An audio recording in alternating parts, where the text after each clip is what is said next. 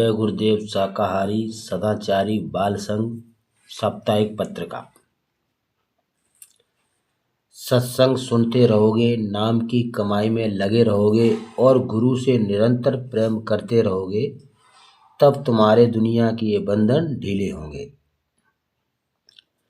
स्वामी जी महाराज ने सत्संग सुनाते हुए कहा कि ये अच्छी तरह से समझते रहो, विचार करते रहो कि हमारा मन, हमारी आत्मा किन किन चीज़ों में फंसी हुई है, किन किन चीज़ों को ज़्यादा चाहती है और किसके लिए मोह ग्रसित है। सत्संग को सुनते रहोगे तो तुम्हारी समझ में ये बातें आएंगी। अपनी निरख परख कैसे की जाती है? सत्संग सुनते रहोगे, नाम कमाई में लगे रहोगे, गुरु से प्रेम करोगे, नाम से प्रेम करोगे, तब तुम्हारे ये बंधन ढीले होंगे। बंधन ढीले होंगे तो अंतर में चलोगे, धुन पकड़ोगे और शब्द को पकड़कर ऊपर निकल चलोगे। ऐसा देश तुम्हारा, तुम यहाँ कहाँ फंसे हो? यहाँ तुम रोते ही रहोगे, क्योंकि ये स्थान ही ऐसा है कि कभी पूर्ति नहीं होगी। तुम ऐसे घर में चलो जहाँ परिवर्तन नहीं होता, जहाँ दुख का नामो निशान नहीं, वहाँ तो केवल सुख ही सुख है।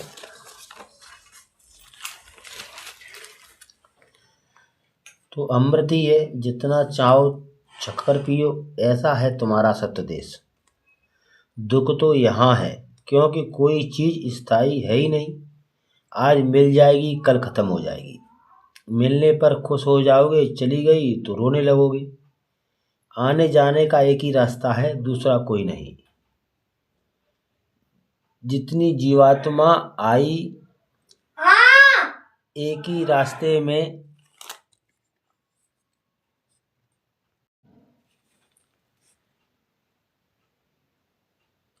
एक ही रास्ता है, दूसरा कोई नहीं। जितनी जीवात्मा आई एक ही रास्ते से आई और आंखों के पीछे मध्य भाग में बिठा दी गई। अब वापस उसी रास्ते से जाएंगी। इसी के लिए गुरु की जरूरत होती है। जो पहुंचा हुआ गुरु होगा वह नाम भेद बताकर तुम्हारी जीवात्मा को जगाएगा, उसकी मदद करेगा, तब ये जीवात्मा जागेगी, शब्द धुन को पकड़ेगी। मालिक का भेद है। ये सत्संग का कार्यक्रम जहाँ भी होता है ऐसे नहीं होता। यह तो कोई आत्मा की दौलत है, मालिक का भेद है, जिसे पाने के लिए लोग आते हैं। ये कुछ लेने आते हैं। इस श्रद्धा का, आस्था का वर्णन कोई नहीं कर सकता। जब परमात्मा का असली सच्चा खजाना मिलता है तो दुनिया खाक हो जाती है। आप सब नर नारी, बच्चे और बच्चियां सत्संग में लगे रहोगे तो परमार्थ का खजाना मिल जाएगा। दरवाजे पर रोज बैठते रहोगे, खटखटाते रहोगे तो उस मालिक की दया हो जाएगी। घट का ताला खट से खुल जाएगा। वह नाम खजाना है, अपार धन है, जिसे पाकर ये आत्मा तृप्त होती है। सुमित से खोदोगे तो जल्दी मिल जाएगा। रामायण में लिखा है, मर्मो सज्जन सुमित कुदारो, महापुरुष मिलेंगे तुम्हें भेद देंगे। सुमित से खोदोगे वह नाम खजाना खुल जाएगा। वो तो तुम्हारे अंदर है। ये संगत है। यहाँ भिन्न भिन्न तरह के लोग आएंगे। सबके अलग अलग स्वभाव हैं, अलग अलग विचार हैं, अलग अलग परदेशों से आते हैं। धीरे धीरे समझ में आएगी। अच्छी शिक्षा मिलती रहेगी तो बुराई दूर हो जाएगी। सब में मोहब्बत प्यार का भाव आएगा, क्योंकि यही तो पाठ पढ़ाया जाता है। यही पाठ अगर सबको पढ़ाया गया होता तो आज ये तोड़ फोड़, बैर विग्रह, लड़ाई झगड़े क्यों होते? इसकी क्या ज़रूरत थी? मैंने आपको जो चीज़ सुनाई और जो चीज़ दी वो कोई नहीं दे सकता। ये विद्या, परविद्या, आध्यात्मिक विद्या, ईश्वरीय ज्ञान की विद्या है। इस नाम को, इसकी कमाई को जब आप धीरे धीरे समझ लोगे तब धीरे धीरे आपको लाभ भी होगा। भौतिक ज्ञान बुद्धि का है, आध्यात्मिक ज्ञान आत्मा का है। जब तक तुम जिंदा रहोगे तब तक तुम्हें बाबा जी की बातें समय समय पर याद आती रहेंगी। 20 वर्ष पहले, 30 वर्ष पहले जिन बच्चों के ऊपर मैंने हाथ रखा था उन्हें आप आज भी मेरी बातें याद हैं।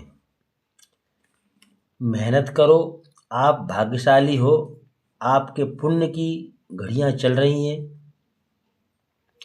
आपके हित के लिए बाबा जी ने तो तुम्हारे लिए लगे ही हुए हैं कि तुम्हारा लोक परलोक दोनों सुधर जाएं।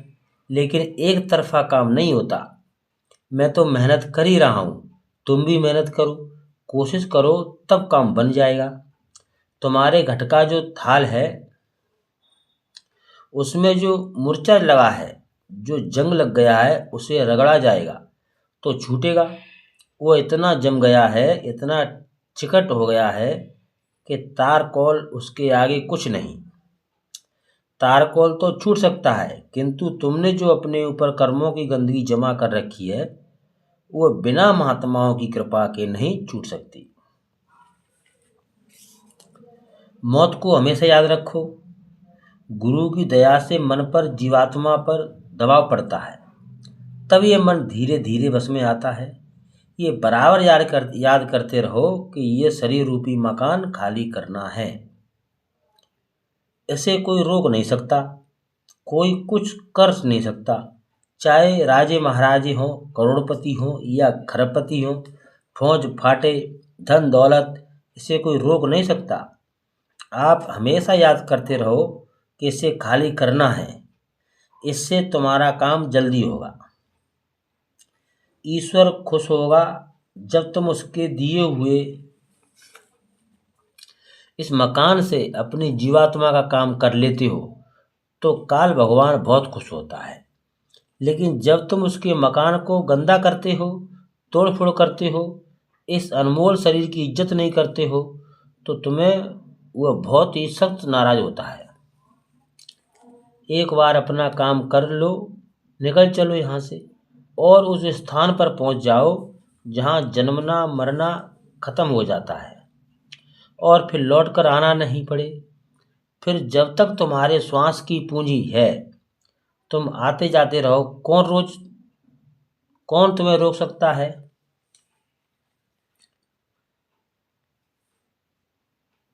मैं संसारी आदमी नहीं हूँ, न मुझे संसार को कोई इच्छा है। ये जरूर है कि मैं हर काम करता हूँ। मैं तो आपका पक्का सेवक हूँ और यही कहता रहता हूँ कि आप भजन कर लो। ये शरीर जा रहा है, ईमानदारी कमाई से भजन बनता है। तुम भजन में बैठते हो और भावनाओं में बह जाते हो। बताओ भजन फिर कहाँ हुआ? मन को रोकना है और रोककर शब्द को सुनना है, यही तो साधना है। तुम्हारे मन पर इतनी गंदगी लगी हुई है, इसीलिए तुम्हें अभ्यास नहीं होता। लेकिन जब तुम भजन में बैठते हो तो सफाई होती है। तुम बाहर प्रार्थना करते हो, इससे क्या होता है? दरवाजे पर बैठकर आत्मा से प्रार्थना करोगे तब वो सुनेगा। मैं तो यही चाहता हूँ कि तुम लोगों का मन जो मोटा हो गया है वो हल्का हो जाए और भजन में लगने लगे। इसीलिए तो मैं भी तुम लोगों के साथ दिन रात मेहनत करता रहता हूँ। किताबों के पढ़ने से कुछ नहीं होगा। जब तक कोई महापुरुष तुमको नहीं मिलेंगे और नाम भेद बताकर तुम्हारी आत्मा को नहीं जगाएंगे, तब तक कुछ होने वाला नहीं है।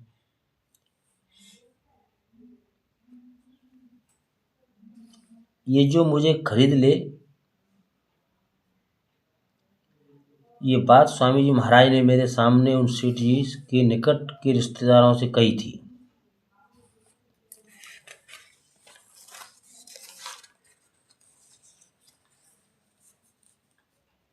स्वामी जी महाराज जो कुछ भी कहते हैं और जो कुछ पहले कहा उसे अगर हम भूल जाएं तो भ्रमित हो जाएंगे। उनकी कही हुई बातें कुछ ऐसी होती हैं जो चेतन मन में रहती हैं और रोजमर्रा चर्चा के दौरान उठती रहती हैं। कुछ बातें अवचेतन मन में रहती हैं, किसी प्रसंग पर याद आती हैं, और कुछ बातें अचेतन मन में रहती हैं जो किसी घटना विशेष पर झकझोर कर उठ खड़ी होती हैं। स्वामी जी महाराज ने सत्संग करते हुए 1952 से 1997 तक 45 वर्ष हो गए। कितने लोग आए, कितने लोग गए, कितने संदेश, कितने आदेश, कितने मोड़ स्वामी जी ने सत्संग धारा को बढ़ाते हुए लिए। कभी कभी छोटी छोटी बातों में हंसते हंसाते स्वामी जी बड़ी बड़ी सीखें दे जाते हैं। ऐसी कितनी सीखें उन्होंने दी हैं। एक बार की बात है, नाम लेने की कोई ज़रूरत नहीं, एक सेठ जी थे जिन्होंने स्वामी जी के साथ जाने अनजाने शतरंज खेलना शुरू कर दिया। स्वामी जी उनकी चालों से कुछ दिन तो देखते रहे, फिर एक ही दाव में ऐसी सह दी कि सेठ जी जहाँ से चले थे वहाँ जाकर खड़े हो गए। हमें याद है स्वामी जी महाराज ने हंसते हुए कहा था कि वो समझता था कि मुझे खरीद लेगा। मेरे पास तो उससे बड़े कितने आगे पीछे घूमते हैं, उनकी तरफ देखता नहीं। कलकत्ते के सेठ मदन लाल जी की जेब में उस जैसे कितने पड़े हैं। मदन लाल को तो मैं कुछ समझता नहीं, तो उसकी क्या हस्ती है जो मुझे खरीद ले। ये बात स्वामी जी महाराज ने मेरे सामने उन सेठ जी के निकट के रिश्तेदारों से कही थी। इसी संदर्भ में मुझे अपनी एक बात याद आ गई। उस समय मैं पढ़ती थी और बात करने की भी लायक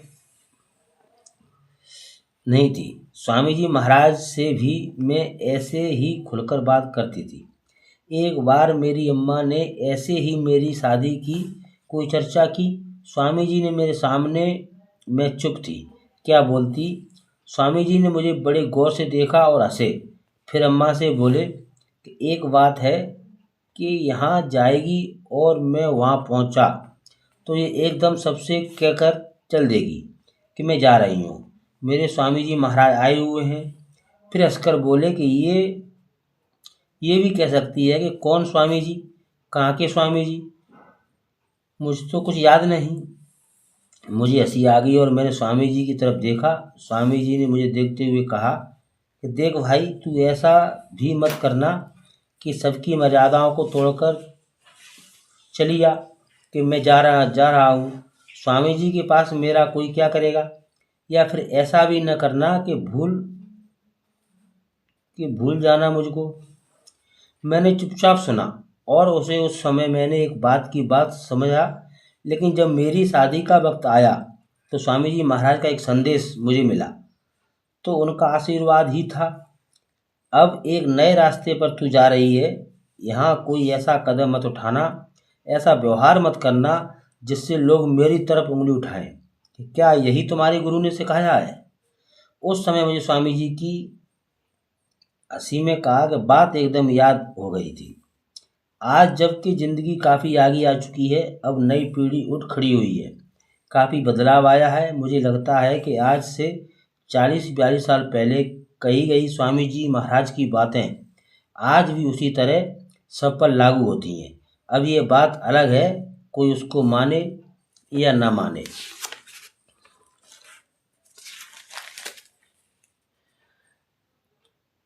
पतिव्रता के लक्षण। परमपिता पतिव्रता उसे कहते हैं जिसे पति मिल गया और वह तन मन धन से उस पर कुर्बान है। महापुरुषों की वाणी लोक परलोक दोनों तरफ समान रूप से लागू होती है। जो सच्चे संत और फकीर होते हैं वे परमार्थ में पतिव्रता होते हैं। दुनिया में आते हैं, भेद सबका बताते हैं, लेकिन गुणानुवाद उस अनाम पुरुष का करते हैं जो खंड ब्रह्मांडों का कुल मालिक है। ऐसे महापुरुष उसी को पाने की युक्ति बताते हैं, उसी का भजन कराते हैं, लेकिन मान्यता सबको देते हैं। ये कहते हैं कि देवी देवता, ईश्वर, ब्रह्म, पारब्रह्म, महाकाल पुरुष ये सब के सब अपने लोक हैं,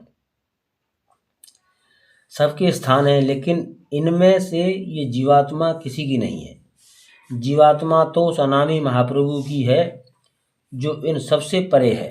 वो जीते जी मिलता है, वही सारी आत्माओं का पति है। जब तक वो मिलता नहीं तब तक ये आत्मा पतिव्रता नहीं होती। ये भटकती रहेगी, कभी इधर कभी उधर। उसी प्रकार जैसे इस संसार में जब तक लड़की का ब्याह नहीं होता वह पतिव्रता किसकी करेगी। पलटू साहब कहते हैं कि स्वांग रचाने या श्रृंगार कर लेने से न कोई सुहागिन हो सकता है, न ही पतिव्रता हो सकता है। जब पति से मिलाप हो गया तो पलटू साहब उसके लक्षण बताते हुए कहते हैं कि वह सबसे नम्र होकर मिलती है, सबका अदब करती है, सबको यथोचित सम्मान देती है, सबकी सेवा करती है, लेकिन उसका ध्यान अपने पति में ही लगा रहता है। पलटू साहब ने ये भी कहा कि पलटू वही सुहागिनी, हीरा झलके माव, मन महीन कर लीजिए जब प्यू लागे हाथ। जब आत्मा को उस मालिक का सुहाग मिल जाता है तो उसका चेहरा चमकता है। इसीलिए तो कवि साहब ने कहा है, पतिव्रता मैली भली काली पुरुष काली कुरूप, पतिव्रता के रूप पर 12 अनेकों रूप। ऐसा महापुरुष पहुंचा हुआ किसी भी वर्ण में आ जाए, किसी समाज में हो, किसी भी भाषा का हो, जो लोग उसके पास जाते हैं वो उनकी जीवात्मा का कल्याण करता है। उसको नम्रता से रहने की, सबका सम्मान करने का, उसकी सेवा करने का उपदेश देता है। जिसे पति मिला ही नहीं, शौक श्रृंगार उसने सब किया, लेकिन पति बताया पतिव्रता क्या करेगा। किसी का एक का हुआ नहीं, कभी इसका गुण गाएगा, कभी उसका गुण गाएगा, कभी इसके द्वार दामन फैलाएगा, कभी उसके द्वार दामन फैलाएगा। खुद भ्रमित हो जाता है, औरों को भी भ्रमित कर देता है। महापुरुषों ने इसके लिए भी कह दिया कि बरवा बढ़ाए जोगी कपड़ा रंग लेओ, दड़िया बढ़ाए जोगी होए गहेले बकरा, मन ना रंगायो जोगी कपड़ा। किसी ने कहा, नीक न लागे बिन भजन सिंगरवा। समय ने बहुत तेजी से करवट लिया है, बहुत सारी मान्यताएं बदल गई, टूट गई, इच्छाएं, बुराइयां। तो हर समय में इतना उघड़ापन आज़ादी के नाम पर नहीं था। अभी कुछ सालों पहले ही कुंवारी लड़कियां का ज़्यादा सजाना धजना घूमना फिरना अच्छा नहीं माना जाता था। परिवार के, समाज के नियम बंधन होते थे। अब तो ये जो कुछ हुआ उसमें पतिव्रता पर भी बड़ा असर पड़ा। और सच पूछा जाए तो जिस तरह से अब पति पत्नी के रिश्ते हैं, नयापन आया है, उससे दूरी बढ़ी, अदब कायदे टूट गए। जीवात्मा, क्या आपको पता है कि सतगुरु की सेवा और सत्संग के स्थूल कर्म कटते हैं और अंतःकरण साफ होता है। सतगुरु के स्वरूप के ध्यान और भजन से सूरत की तवज्जो ऊपर की तरफ हो जाती है और पहले स्थान का शब्द अंतर में और शंख सूरत को अपनी तरफ खींच लेता है। सतगुरु के स्वरूप और नाम में सूरत के रथ होने को आरती कहते हैं। आत्मा का ज्ञान, जिसे आत्मज्ञान कहते हैं, वह तीसरे तिल में होता है। इसके विवेक कहते हैं। यहाँ पांचों तत्व और तीनों गुणों की गांठ बंधी है। सत्य चित्त आनंद भी इसी को कहा गया है। विवेक सुमिरन राजा जनक का था, जिससे आत्म का ज्ञान हुआ, और सार सुमिरन संतों का है, जिससे सुरत सतलोक अनामी तक पहुँचती है। ब्रह्मा, विष्णु और शिव निरंजन भगवान के पुत्र हैं। इनकी माता आद्या माँ शक्ति, इन तीनों की बैठक अंतर में पहले स्थान सहस्त्र कमल के नीचे इस तरह है कि सबके ऊपर विष्णु के नीचे ब्रह्म और ब्रह्म के नीचे शिव, मगर शरीर में इनके अक्ष इस प्रकार डाले गए कि ऊपर शिव का अक्ष हृदय में, उसके नीचे विष्णु का नाभि में और ब्रह्म का अक्ष इंद्रिय द्वार में रहता है। जीवात्मा की आँख खुले और कान खुले, इसके लिए विरह और तड़प जरूरी है, चिंता भी जरूरी है। ऐसा हो जाए तो काम आसान हो जाता है। चेत कर जाकर सत्संग सुनोगे और वचनों को पकड़ोगे तब बात समझ में आएगी। फिर भजन पर बैठ जाओगे तब भजन बनेगा। अपनी नीयत साफ रखो, नीयत खराब हो गई तो परमार्थ के रास्ते से भटक जाओगे, संगत से दूर हो जाओगे। शाकाहारी हो जाओ, दूसरों को काटोगे सताओगे तो तुम भी काटे और सताए जाओगे। कर्म फल भोगना पड़ेगा। कर्म फल का भुगतान देवी देवताओं को भी करना पड़ता है। बाली को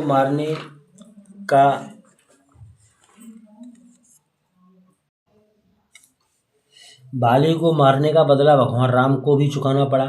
रामायण का सच्चा अर्थ यही बात बता सकता है। जिसकी दिव्य आँख खुली हो, जिसकी तीसरी आँख खुली ही नहीं, वह रामायण के भेद को नहीं जान सकता। गुरु की वचनों को नहीं माना तो प्रेम खत्म। पूरे महात्माओं के पास पहुंचकर भी धोखाधड़ी। ये क्यों? क्योंकि माया बदला मांगती है, अपना कर्जा मांगती है। इतने में ही सत्संग की बातें भूल गए, प्रेम खत्म और मन मोटा जड़ हो गया।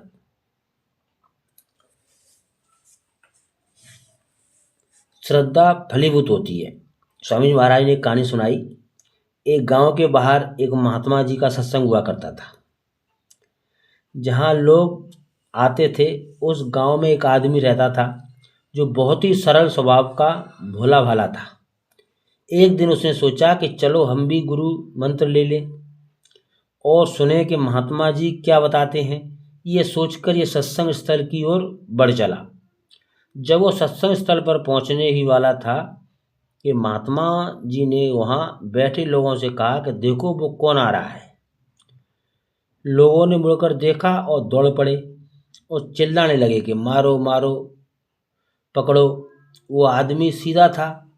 उसने समझा कि महात्मा जी ने इनसे कुछ कहा है, तभी ये दौड़ रहे हैं और गुरु मंत्र जप रहे हैं। वह खुश हुआ कि गुरु मंत्र सुन लिया और दूर से ही महात्मा जी को प्रणाम करके अपने घर की ओर भागा। घर जाकर वो एक माला लाया और महात्माओं जी का ध्यान करके मारो मारो पकड़ो पकड़ो का नाम जप करने लगा। उस आदमी का निष्ठा जाग गई और वो सच्चे मन से महात्मा जी का ध्यान करता और जाप करता। धीरे धीरे उसका ध्यान सिमटने लगा। कुछ दिन बाद उसने ये सुना कि गुरुजी के यहाँ भंडारा होने वाला है।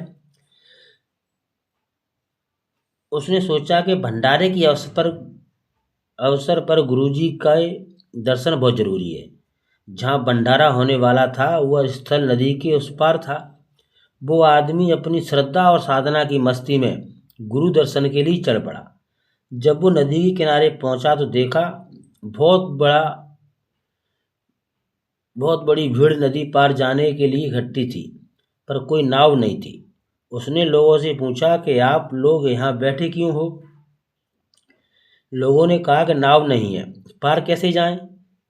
ये बोला कि गुरु महाराज ने तो उस गुरु मंत्र की नाव दी है, जिससे हम दुनिया के पार चले जाएंगे। तो उस नाम को जपते हुए हम नदी नहीं पार कर सकते? ये सुनकर बैठे लोग हंस पड़े और कहा कि गुरु मंत्र दुनिया से भले कार कर दे, नदी नहीं पार कराएगा। ये बोला कि देखो मैं जा रहा हूँ, तुम लोग बैठे रहो। और वह मन ही मन जाप करता हुआ नदी में उतर पड़ा। जहाँ उसके पैर पड़ते रेत उबर आती। किनारे बैठे लोग सन्न होकर इस कौतुक को देखते रहे। गुरु भी ऐसे सच्चे प्रेमियों से मिलने को आतुर रहते हैं। जब महात्मा जी ने उसको देखा तो बोले कि आ गया बच्चा। वह बोला कि महाराज एक प्रार्थना है आपसे। उस पार नदी के बहुत से प्रेमी आने के लिए बैठे हुए हैं। अगर नाव की व्यवस्था हो जाती तो वो लोग आ जाते। महात्मा जी ने 4-5 नावें उधर भिजवा दी। प्रेमी सब आ गए, लेकिन उनके मन में एक बात टिस मारती रही कि गुरुजी ने हम लोगों को कोई और नाम बताया और इस आदमी को कोई और नाम बताया। तभी तो हम लोग पानी पर चलकर नहीं आ सके और ये पानी पर चलकर आ गया। महात्मा जी अंतर्यामी थे। वो सबके मन की उथल पुथल को समझ रहे थे। एक दिन सत्संग करते समय महात्मा जी ने उस आदमी को अपने पास बिठाया और जब सत्संग खत्म हुआ तो उन्होंने बैठे श्रद्धालुओं से कहा कि तुम लोगों के मन में ये शंका हो गई कि मैंने इसे कोई और नाम बताया और तुम लोगों ने कुछ और नाम बताया, तो इसमें आदमी तो इससे अभी कहता हूँ तो ये खुद बताएगा कि ये कौन सा नाम जपता है, लेकिन तुम लोग इसे कुछ कहोगे नहीं और न ही इस पर हाथ उठाओगे। सब लोग आतुर थे ये नाम सुनने के लिए। महात्मा जी बोले कि बच्चा, तू इन लोगों को बता दे कि मैंने गुरु मंत्र क्या दिया। वो आदमी अपनी लाठी लेकर उठा और वो लोग जैसे लाठी पकड़े, मारो मारो मारो, पकड़ो पकड़ो चिल्लाए थे, ठीक वैसे ही वो लाठी भाजता हुआ उनके बीच कूदा और मारो मारो पकड़ो पकड़ो चिल्लाने लगा। लोगों में खलबली मच गई, किसी की चोट आई और लोग भागने दौड़ने लगे। महात्मा जी बोले कि बस बच्चा, तूने बता दिया, अब बैठ जा। वो बैठ गया। सब लोग फिर आकर महात्मा जी के पास बैठ गए। महात्मा जी ने कहा कि ये तुम्हारा दिया हुआ नाम है, मैंने तो केवल इतना ही कहा था कि देखो कौन आ रहा है, और तुम लोग लगे चिल्लाने, भागने दौड़ने। इसने समझा कि ये मेरा दिया हुआ मंत्र है। इसका पूरा विश्वास मेरे ऊपर हो गया और सच्ची निष्ठा और लगन से ये जाप करने लगा। तुम लोगों को मैंने सच्चा नाम बताया पर तुम्हें विश्वास नहीं हुआ और इसने तुम्हारी आवाज़ को मेरा बताया नाम समझकर साधना की और मुझ पर विश्वास कर बैठा कि ये गुरु महाराज का दिया नाम है। इस नाम के सहारे मुझ पर विश्वास करके ये पानी पर चढ़कर आ गया। तुम्हें तो मैंने नामदान दिया, तुमको इतना भी विश्वास नहीं हुआ। तुमने ये कहा कि गुरु मंत्र दुनिया से पार कर देगा पर नदी से नहीं। यही तुम्हारा विश्वास है। इसकी विश्वास की ओर श्रद्धा की रक्षा मैंने की। विश्वास और श्रद्धा फलीभूत होती है। सबकी आंखें ये सुनकर शर्म से नीचे हो गई।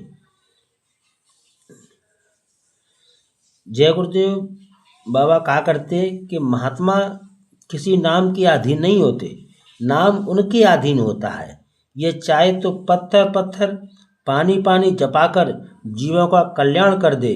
सिद्ध पुरुष का दिया नाम काम करता है।